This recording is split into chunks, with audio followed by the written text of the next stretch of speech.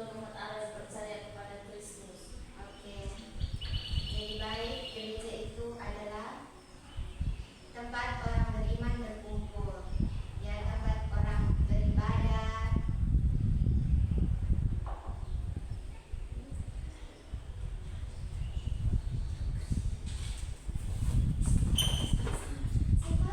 Tiga. Oke, tadi sudah ada yang menjawab tentang pengertian gereja. Sekarang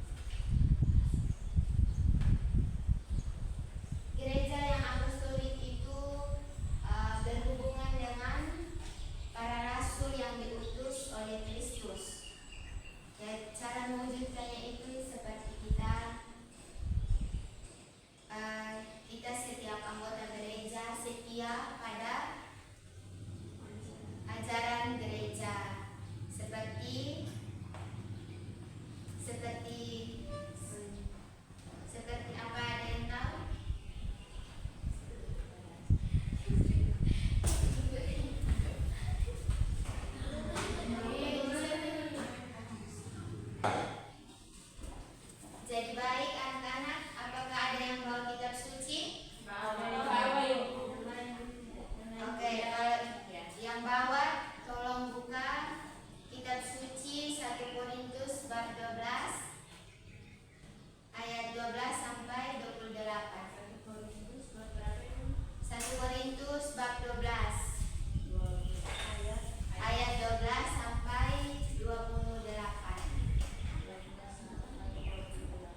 Yang tidak bawa kitab suci merapat kepada teman yang bawa kitab suci.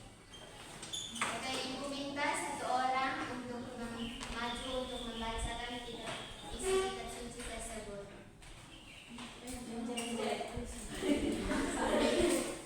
Silva ibu. Oke, silakan Silva.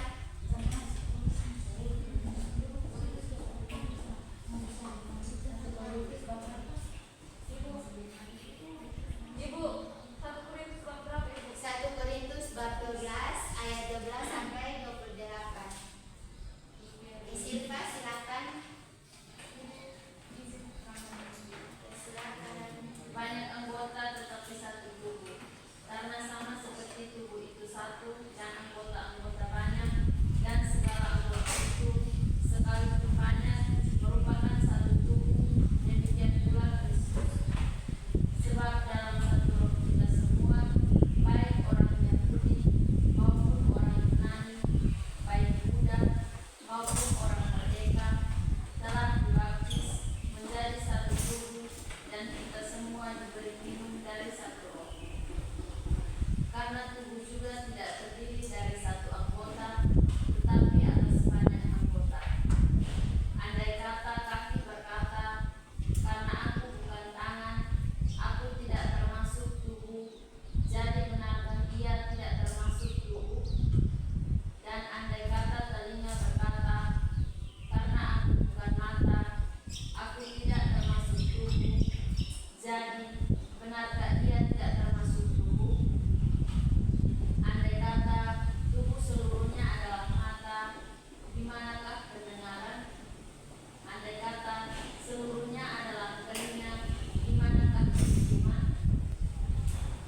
Tetapi Allah telah memberikan kepada anggota masing-masing secara khusus suatu tempat pada tubuh seperti yang dikehendakinya. Andai kata semuanya adalah satu anggota, di manakah tubuh?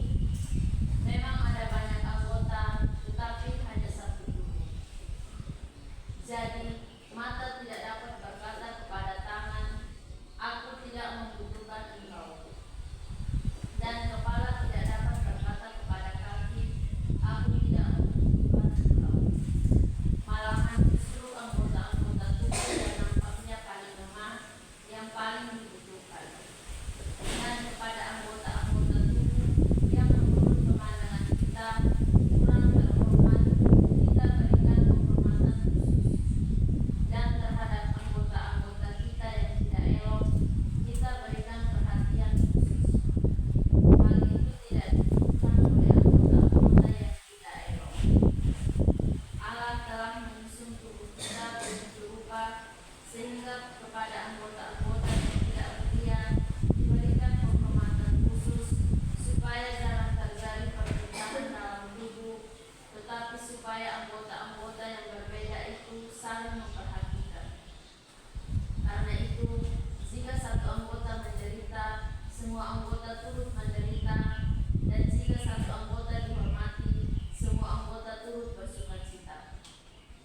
Kamu semua adalah tubuh Kristus, dan kamu masing-masing adalah anggotanya.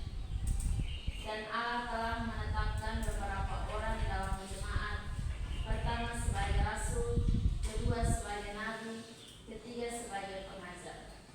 Selanjutnya, mereka yang mendapat karunia untuk mengadakan mujizat, untuk menyembuhkan, untuk melayani, untuk memimpin, dan untuk berkata-kata dalam bahasa roh. Demikianlah sabda Tuhan. Oke, terima kasih Silva yang sudah membacakan teks kitab suci. Sekarang Ibu mau membagi kalian dua-dua orang, buat kelompok dua-dua orang. Nanti ya saya.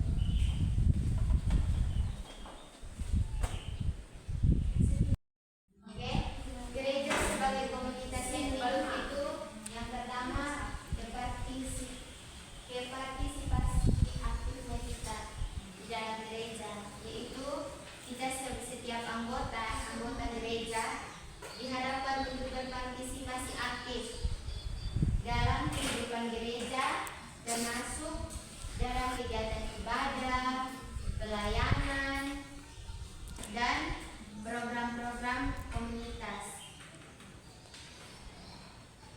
Di sini sudah ada yang pernah ikut komunitas. Ada ibu. Komunitas gereja itu ada yang pernah ikut. Ada ibu. Siapa? Ada yang ada yang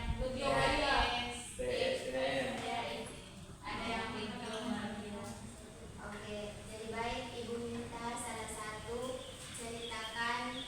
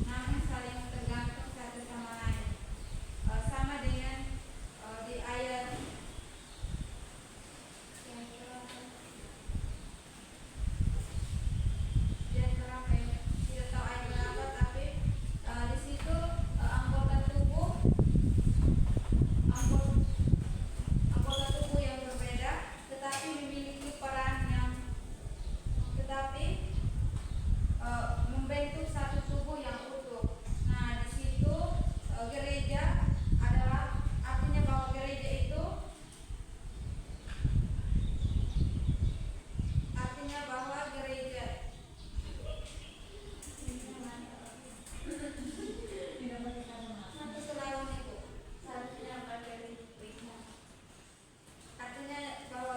itu setiap anggota memiliki peran dan karunia yang unik, tetapi mereka berkontribusi untuk satu kesatuan dan kesejahteraan gereja secara keseluruhan.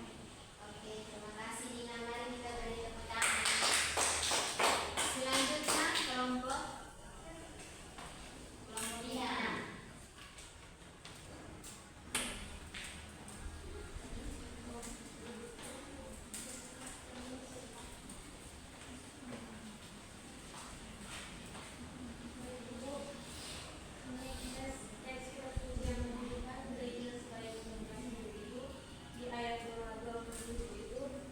Kamu semua adalah tubuh Kristus dan kamu masing-masing adalah anggotanya.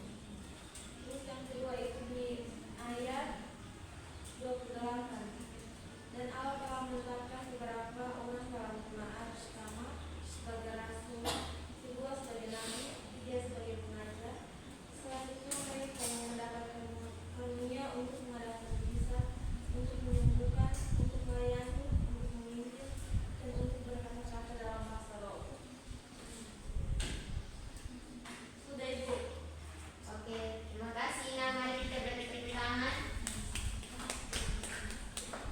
Ini kelompok berikutnya lagi.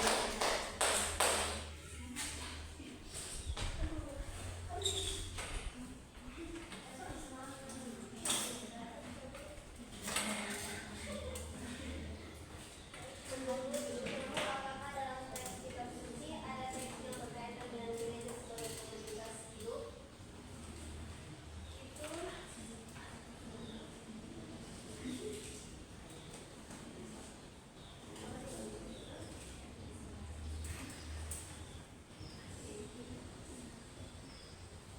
Itu terdapat di 1 Korintus bab 12 ayat 14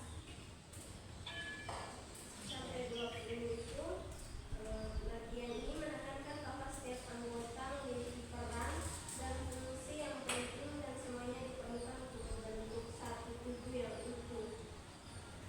Terus yang berikut itu di ayat 12 ayat 18 ini menunjukkan bahwa peran setiap anggota dalam komunitas gereja adalah bagian dari rencana Tuhan yang menempatkan setiap orang dengan tujuan tertentu.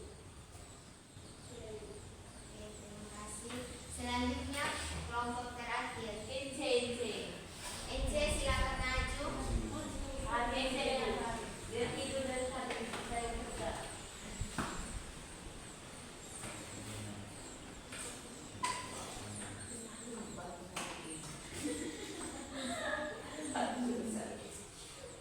Menurut kelompok kami yang terdapat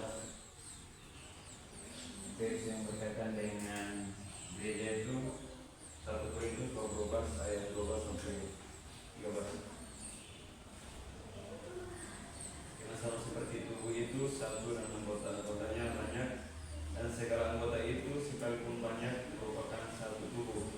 Demikian pula Kristus dalam satu roh dari semua, baik orang Yahudi maupun orang Yunani, baik Buddha maupun orang merdeka, telah dibaptis menjadi satu tubuh, dan kita semua diberi minum dari roh. Oke, jadi baik, terima kasih untuk setiap kelompok yang sudah mempresentasikan hasil kerjanya. Mari kita beri tepuk tangan. Oke, di suatu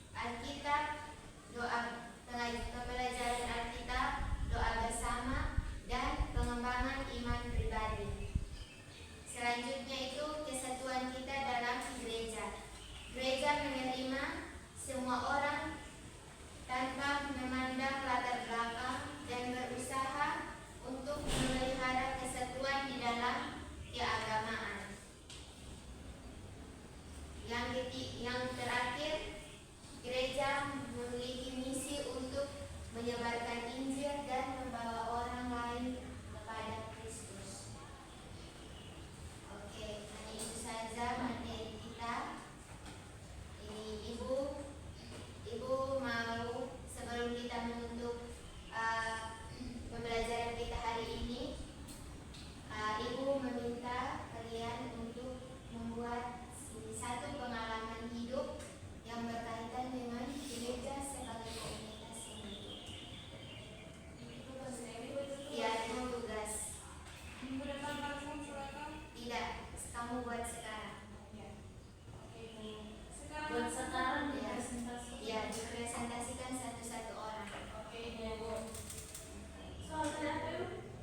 Ibu bisa tulis di papan.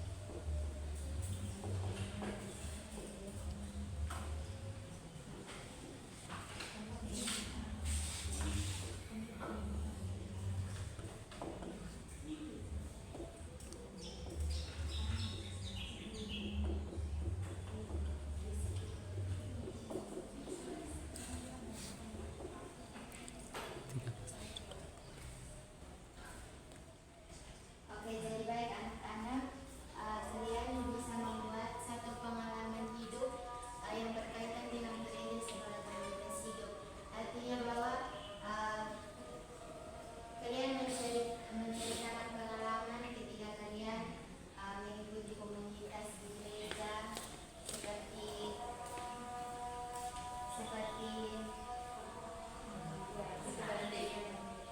seperti kegiatan istilah.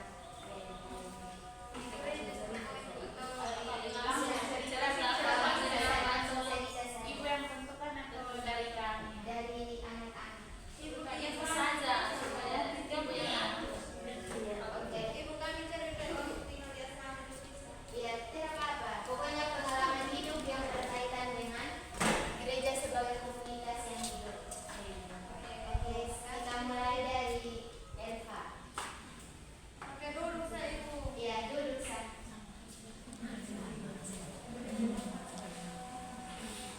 Silakan Elva.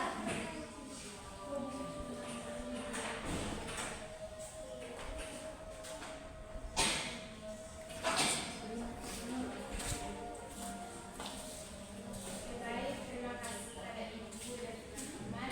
Dan di sini saya akan menceritakan pengalaman hidup saya yang berkaitan dengan gereja sebagai komunitas hidup. Pada waktu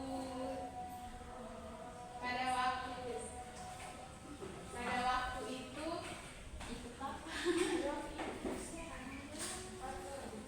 Masih SMP kok? SMP atau SD? pada waktu saya kelas 3 SMP, di lingkungan tempat tinggal kami itu dibentuk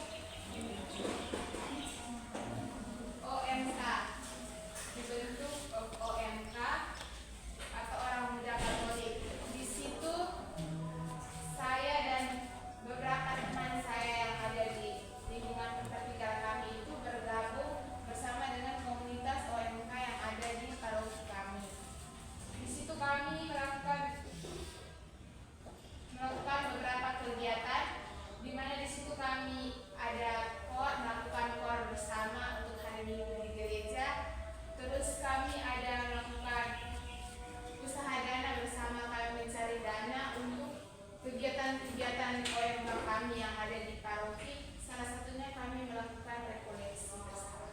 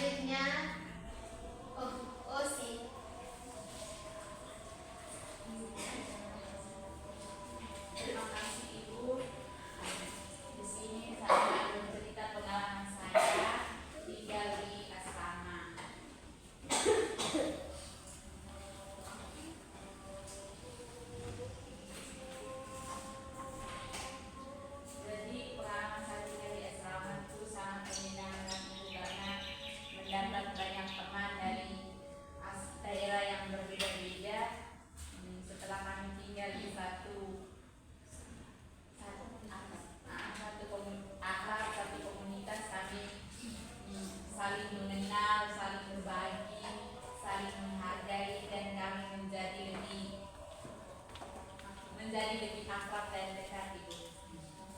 Sudah. Terima kasih Osi. Selanjutnya Dina.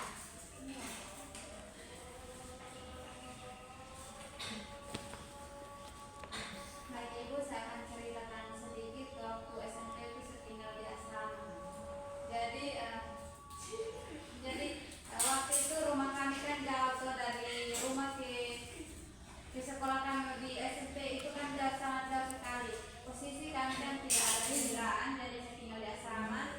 Nah di situ ibu asrama kami itu suster Ibu. Jadi di situ ada aturan pagi itu misa pagi setengah 6. Setelah itu pulang datang makan siap ke sekolah. Habis itu malamnya itu jam 6 itu ada doa rosario. Nah dari situ saya belajar diri saya dibentuk di situ Ibu. Terima kasih. Oke, terima kasih Dina lagi. Selanjutnya Silva. Oke, baik, terima kasih. Saya akan menceritakan sedikit pengalaman saya. Di sini menurut pengalaman saya, kehidupan saya mulai dibentuk itu ketika saya masuk kuliah.